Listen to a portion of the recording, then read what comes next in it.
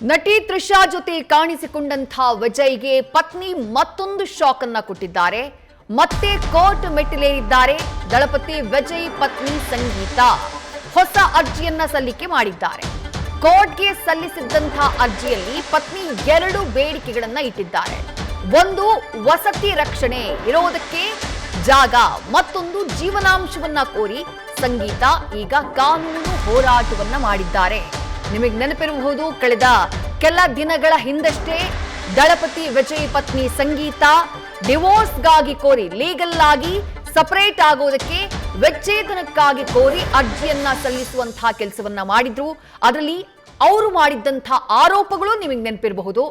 ನಟಿಯೊಬ್ಬರ ಜೊತೆಗೆ, ಆ ನಟಿಯ ಹೆಸರನ್ನ ಉಲ್ಲೇಖ ಮಾಡಿರಲಿಲ್ಲ ಸಂಗೀತ, ನಟಿಯೊಬ್ಬರ ಜೊತೆಗೆ ಇವರಿಗೆ ಸಂಬಂಧ ಇರೋದು, ದಳಪತಿ ವಿಜಯ್ಗೆ ಸಂಬಂಧ ಇರೋದು 2021ರಲ್ಲಿ ನನ್ನ ಗಮನಕ್ಕೆ ಬಂದಿತ್ತು.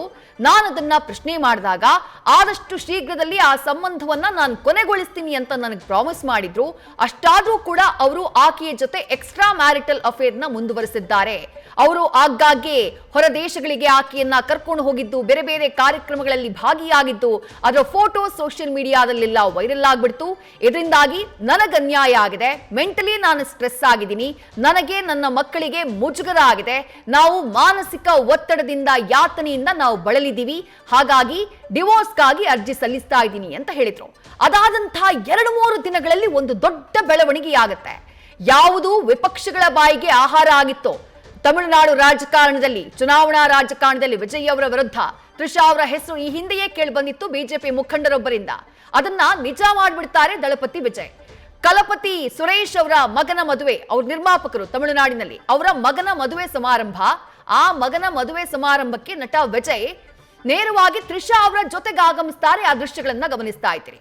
ಮದುವೆ ಸಮಾರಂಭದಲ್ಲಿ ಇಬ್ರು ಒಂದೇ ಕಾರ್ನಲ್ಲಿ ಬರ್ತಾರೆ, ಜೊತೆಯಾಗಿ ಫೋಟೋ ಪೋಸ್ ಕೊಡ್ತಾರೆ, ಆನಂತರ ಜೊತೆಯಾಗಿ ಅಲ್ಲಿಂದ ತೆರಳ್ತಾರೆ. ಅಲ್ಲಿಗೆ ನಮ್ಮಿಬ್ಬರ ನಡುವೆ ಸಂಬಂಧ ಇರುವುದು ನಿಜ ಅನ್ನುವುದನ್ನ ಸಾರುವಂತಹ ಕೆಲಸವನ್ನ ನಟ ವಿಜಯ್, ಟಿವಿಕೆ ಪಕ್ಷದ ನಾಯಕ ವಿಜಯ್ ಅದನ್ನ ಮಾಡುವಂತಹ ಕೆಲಸವನ್ನ ಮಾಡಿದ್ರು. ಅಷ್ಟಾದ ಮೇಲೆ ಏನಾಯ್ತು, ಹೀಗೆ ಕಾಣಿಸಿಕೊಂಡ 2-3 ದಿನಗಳಲ್ಲೇ ವಿಜಯ್ ಅವರ ಪತ್ನಿ ಸಂಗೀತ ಅವರು ಕೋರ್ಟ್ ಮೊರೆಯನ್ನ ಹೋಗಿದ್ದಾರೆ.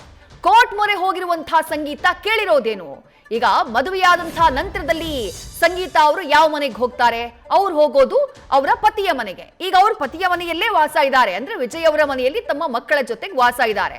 ಆಕ್ಚುಲಿ ಸಂಗೀತ ಅವರ ಸಿಟಿಸನ್ಶಿಪ್ ಇರೋದು ಅದು ಯುನೈಟೆಡ್ ಕಿಂಗ್ಡಮ್ನ ಸಿಟಿಸನ್ಶಿಪ್. ಹಾಗಾಗಿ ನಾನು ಇಲ್ಲಿ ಭಾರತದಲ್ಲಿ ನನಗಿರೋದಕ್ಕೆ ಬೇರೆ ವ್ಯವಸ್ಥೆ ಇಲ್ಲ, ಬೇರೆ ಮನೆಗಳಿಲ್ಲ. ನಾನು ಯಾವಾಗ ಕೋರ್ಟ್ ಮೊರೆ ಹೋಗ್ತೀನಿ ಅಂತ ಹೇಳಿದ್ನೋ ಆಗ ನನಗೆ ವಿಜಯ್ ಬೆದರಿಕೆ ಹಾಕಿದ್ರು. ನೀನು ಕೋರ್ಟ್ ಮೊರೆ ಹೋಗ್ತೀಯಾ, ಕೋರ್ಟ್ ಮೂಲಕ ನೀನು ನನ್ನಿಂದ ಪ್ರತ್ಯೇಕ ಆಗೋದಕ್ಕೆ ಪ್ರಯತ್ನ ಪಡ್ತೀಯಾ ಅಂತಂದ್ರೆ ನೀನಿರುವಂತಹ ಮನೆಯಿಂದ ನೀನು ಹೊರಗಡೆ ಹೋಗ್ಬೇಕು, ಅಂದ್ರೆ ಮ್ಯಾಟ್ರಿಮೋನಿಯಲ್ ಹೌಸ್ ಏನಿದೆ, ಮದುವೆಯಾಗಿ ಬಂದಂತಹ ಮನೆ ಏನಿದೆ, ಅದನ್ನ ಬಿಟ್ಟು ಹೊರಗಡೆ ಹೋಗ್ಬೇಕು ಅಂತ ನನಗೆ ಹೇಳಿದ್ರು. ಹಾಗಾಗಿ ನಾನು ಕೋರ್ಟಿಗೆ ಅರ್ಜಿಯನ್ನ ಸಲ್ಲಿಸ್ತಾ ಇದ್ದೀನಿ. ಇಲ್ಲಿರೋದಕ್ಕೆ ನನಗೆ ಬೇರೆ ವ್ಯವಸ್ಥೆಗಳಿಲ್ಲ, ಅಕೊಮಡೇಷನ್ ಇಲ್ಲ. ಈ ಲೀಗಲ್ ಪ್ರೊಸೀಜರ್ ಆಗುವ ತನಕನೂ ನನಗೆ ಇಲ್ಲೇ ಇರೋದಕ್ಕೆ ಅವಕಾಶ ಕೊಡಬೇಕು, ಅಥವಾ ನನಗೆ ಬೇರೆ ಮನೆಯ ವ್ಯವಸ್ಥೆಯನ್ನ, ವಿಜಯ್ ಅವರ ಸ್ಟೇಟಸ್ಗೆ ಅನುಗುಣವಾಗಿ ಬೇರೆ ಮನೆಯ ವ್ಯವಸ್ಥೆಯನ್ನ ನನಗೆ ಮಾಡಿಕೊಡ್ಬೇಕು ಅನ್ನುವಂಥ ಮನವಿಯನ್ನ ಸಂಗೀತ ಅವರು ಸಲ್ಲಿಸಿರುವಂತಹ ಅರ್ಜಿಯಲ್ಲಿ ಮಾಡಿದ್ದಾರೆ. ಇನ್ನೂ ಒಂದು ಪ್ರಮುಖವಾದಂತಹ ಮನವಿಯನ್ನ ಸಂಗೀತ ಅವರು ದಳಪತಿ ವಿಜಯ್ ಅವರ ಪತ್ನಿ ಮಾಡಿದ್ದಾರೆ. ಅದು ಏನು ಅಂತಂದ್ರೆ, ಅಲಿಮಿನಿಗೆ, ಜೀವನಾಂಶಕ್ಕೆ ಬೇಡಿಕೆ ಇಟ್ಟಿದ್ದಾರೆ. ವಿಜಯ್ ಅವರಿಂದ ನನಗೆ ರೀಸನಬಲ್ ಆದಂತಹ ಒಂದು ಜೀವನಾಂಶ ಸಿಗಬೇಕು, ಫೇರ್ ಆದಂತಹ ಒಂದು ಜೀವನಾಂಶ, ಪರ್ಮನೆಂಟ್ ಜೀವನಾಂಶ, ಪರ್ಮನೆಂಟ್ ಅಲಿಮನಿಯನ್ನ ಕೊಡಿಸುವಂತಹ ಕೆಲಸವನ್ನ ಅದನ್ನ ಕೋರ್ಟ್ ಮಾಡಬೇಕು ಅನ್ನುವಂಥ ಮನವಿಯನ್ನ ಮಾಡಿಕೊಂಡಿದ್ದಾರೆ. ಅಲ್ಲಿಗೆ ಒಂದು ಕಡೆ ತಮಿಳುನಾಡಿನಲ್ಲಿ ಚುನಾವಣೆ ಹತ್ತಿರ ಬರ್ತಾ ಇದೆ, ಕೆಲವೇ ತಿಂಗಳುಗಳಲ್ಲಿ ಚುನಾವಣೆ ಘೋಷಣೆಯಾಗೋದಿದೆ.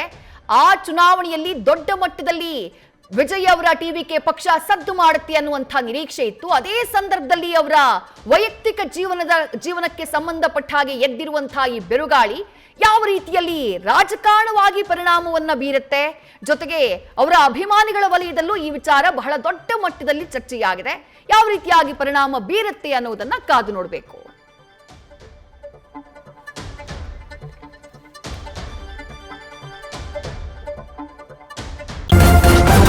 ನ್ಯೂಸ್ ಫಸ್ಟ್, ನಿರ್ಭೀತಿಯಿಂದ ನಿಮ್ಮ ಪರವಾಗಿ.